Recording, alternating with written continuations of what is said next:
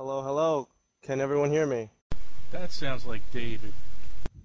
Good evening, everyone. Welcome to our little shindig tonight.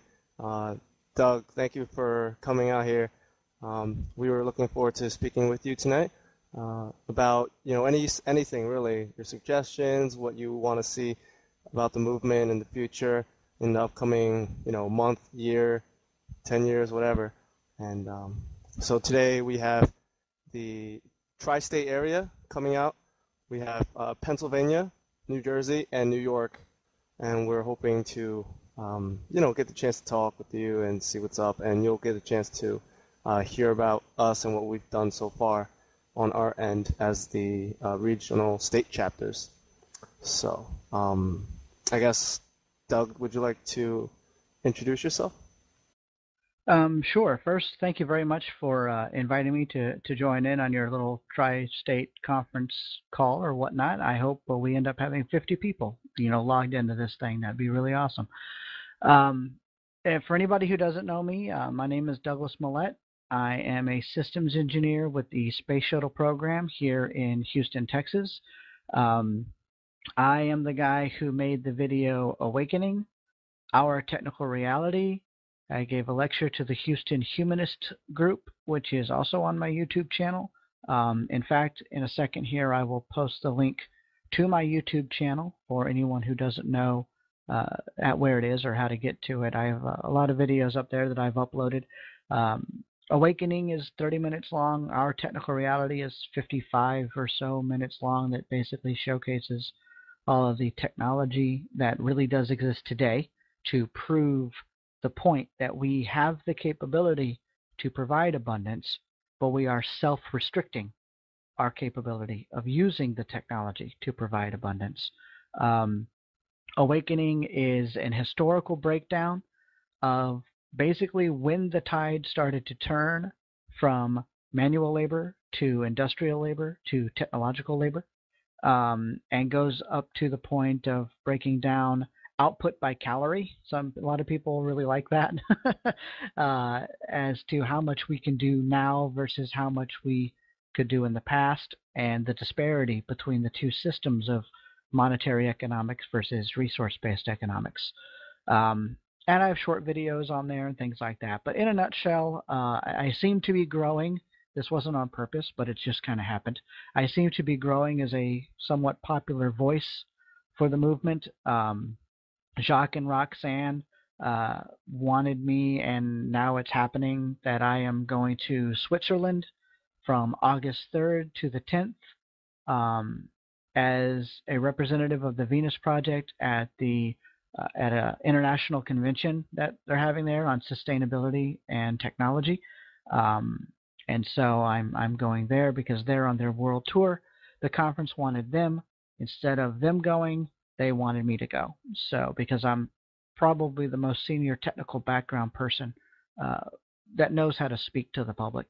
And so with that, that's basically what I'm doing for the movement, and a lot more. And we can go into the questions and answers, but that's me in a nutshell.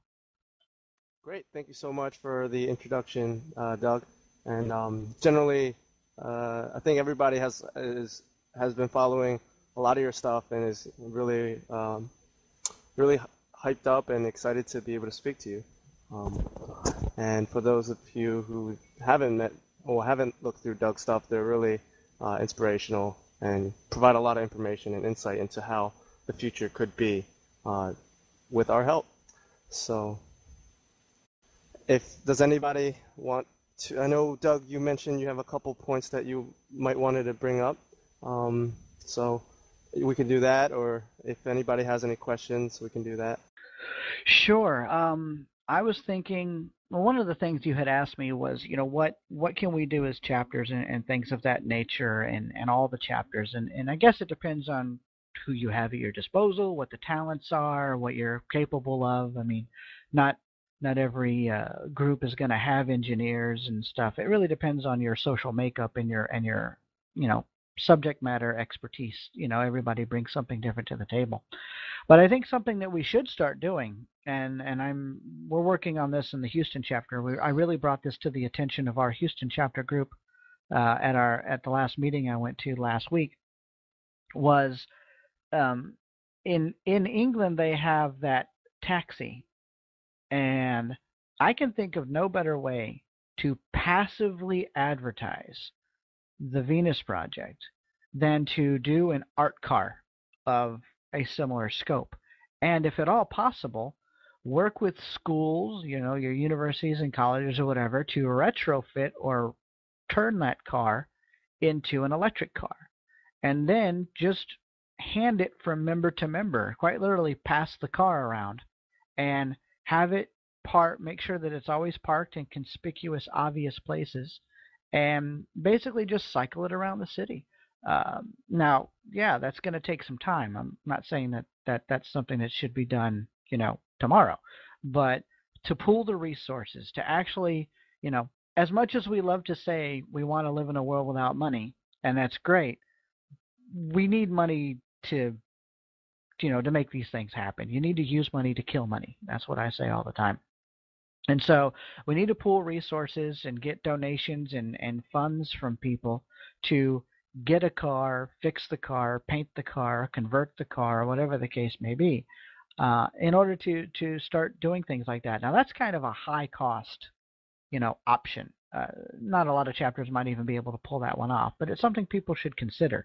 Or if nothing else, find ways to get those large magnetic stickers that can stick on cars. I think, if I'm not mistaken, pizza delivery vehicles have them now and things like that, where you could stick Venus Project logo on it and just stick it on everybody's car. And that'd probably be a lot less cost. It won't be as cool and neat as an art car, a full-blown vehicle painted up all fancy with, Venus Project graphics and things like that. I mean, that's really an eye catcher. But even just stickers on your car, not so much bumper stickers, because I think those can be kind of tacky. I'm not a big bumper sticker guy myself, but magnets or things like that to just passively advertise, what it's all about. If nothing else, you'll get somebody to go, huh? Make sure it advertises your local website, your chapter website, because you are trying to connect with your people. If you put the main website on there, these people are going to go to the main Venus Project website, but they're not going to know how to find you specifically. And so you might lose them in translation. They might not be able to find you. You won't even know that they were interested in the first place, and you don't know if you're making any progress. But if you advertise your website, ways for them, that way they can contact you directly and whatnot, especially if on your webpage you put up something that says, if you saw us on a car or something like that, email us and let us know. Is it working? Things like that. If you have questions, that way you can get a gauge on its effectivity. And one other thing that Heather Odom and I were talking about, something that she had mentioned to me, was getting a large stencil with maybe the Venus Project website. This one can be just the main website per se. And then a high pressure washer. And go to a dirty building, stick up the stencil with a couple of friends, and high pressure wash the Venus Project website. And then pull it off. So you've got this dirty building and you've got this clean venusproject.com. And you do it on sidewalks and you do it on buildings or whatever. Now you're not spray painting, you're not vandalizing, you're not defacing anything. It can just get sprayed right off, or washed off by whatever. But you could take this one large stencil, maybe, 8 feet by 4 or 5 feet tall. You don't have to make it. It'll have to be made pretty robustly. But then just pressure wash our logo all over the place. And that's a very cheap thing to do. And the other things are maybe a little more pricey, but still passively advertise in your local area. And so those are the two things that I had on mind that I wanted to mention to you guys. And then if you have any questions for me, go ahead and start throwing them at me. Cool. Thank you so much. Those are some good ideas. Definitely guerrilla marketing is really a good idea. Let's just hope we don't put up any LED signs like that TV show. I believe it's called, it's the one with all the fast food characters, and those guys actually went to jail. It's a good thing ours doesn't actually cause any bomb threats or anything. So, good, great ideas. Actually, could we have a round of